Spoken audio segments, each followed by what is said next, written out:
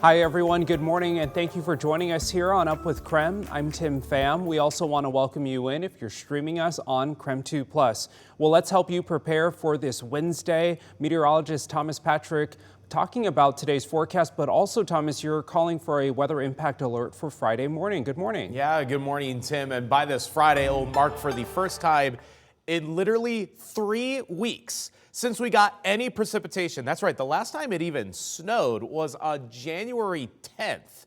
So it's been 3 weeks since we've had almost any kind of weather outside of the sunshine, of course. But this storm system is massive and it is heading in our direction. So it's going to be moving towards the northwest in the next 48 hours. So we'd still have 2 days before it arrives. But in the meantime today, what else but another sunny day. Here's a live look at the traffic impact this morning. This is I-90 and US 2 at the split there. Looks like westbound traffic starting to pick up a little bit. The volume is at this hour right now. Looks like the shot is frozen, but you can see all those headlights heading west right now. We're not hearing of any other major incidents on our freeways and highways. We'll let you know, though, if anything changes. On Up with KREM, we bring you weather and traffic together every 30 minutes. Continuing coverage this morning, Spokane police are searching for the suspect they believe murdered a 13-year-old boy over the weekend. Right now, police are looking for 25-year-old Glenn Dylan Berkey. Police say he's wanted for second-degree murder and is considered armed and dangerous. On Saturday, Spokane police found 13-year-old Gavin Looper on Heroy Avenue with several gunshot wounds. He later died at a hospital. If you have any information about the suspect, do not approach him and call 911.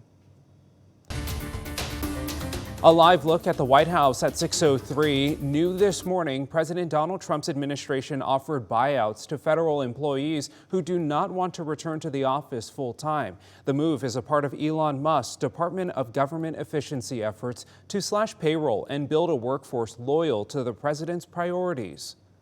The American people voted for dramatic change implemented by Donald Trump.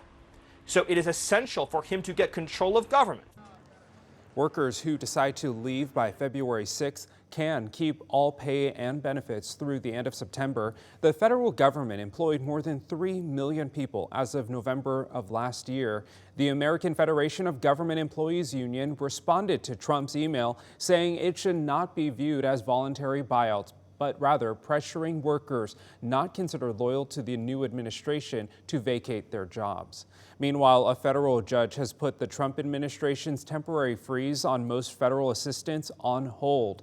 The executive order will unfreeze on Monday. The White House says the decision to halt loans and grants was necessary to ensure spending complies with Trump's recent blitz of executive orders. The White House also said funding to individuals would not be affected, which Democrats argue would indeed happen if organizations relying on federal money could no longer fund programs that help individuals. Nonprofits across the country are now scrambling to figure out how the federal funding freeze could impact them.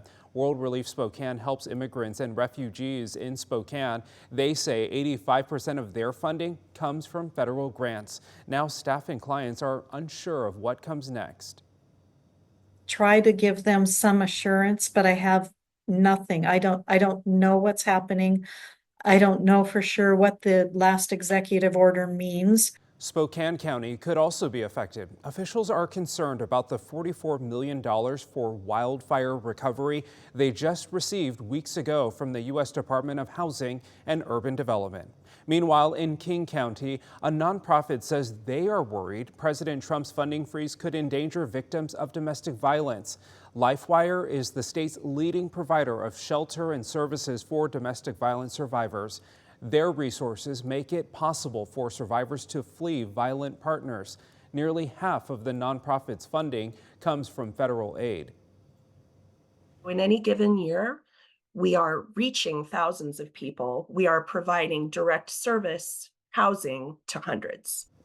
Washington is one of 22 states filing a lawsuit over the funding freeze. As local organizations get more clarity on what could happen with funding, KREM 2 will keep you updated on how this could impact the Inland Northwest.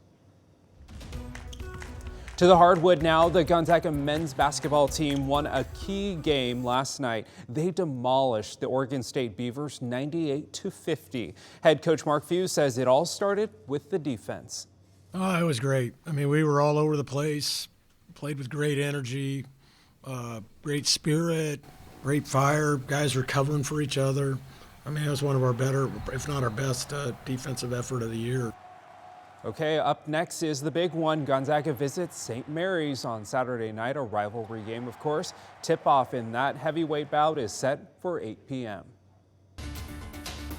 Happening in Spokane, Gonzaga is hosting an Arts USA show at their campus museum. This is pretty cool. That's where we sent KREM 2's Brandon T. Jones. That's where he's starting his day this morning. So Brandon, tell us more. What do we need to know about this new exhibit? Good morning.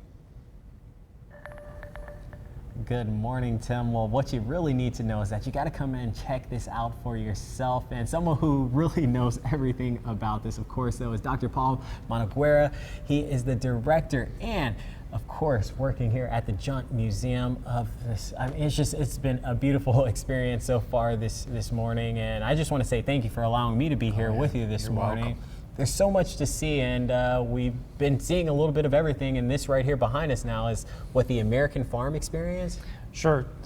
With the 100 artists in Art USA here at the Junt Art Museum, many of them were working in their regions. Part of what they were doing for subject matter was paying attention to where they were from.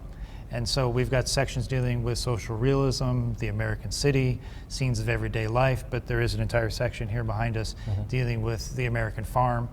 Some of it is the mythology of the American farm and the importance of the farm and just kind of the understanding of what it means to be an American. And then some of it is connected to the difficulties and the Depression, things like the Dust Bowl and that kind of subject matter. So with these artists here at the Junt Art Museum and Art USA, the farm was an important subject matter. How long does it take to put something like this together, like this exhibit?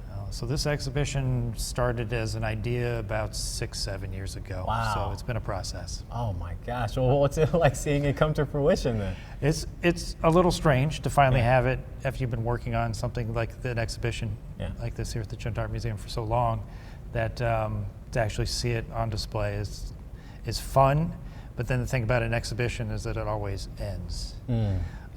So everybody needs to come see it. Yeah, you need to come out and see us, I'm telling you. And just this overall museum, the Junt Museum is something truly special. This is my first time ever being here, walking in this morning, absolutely blown away. So we'll talk a little bit more about that later in the morning, but thank you so much. We appreciate you, and we'll toss it back to you in the studio.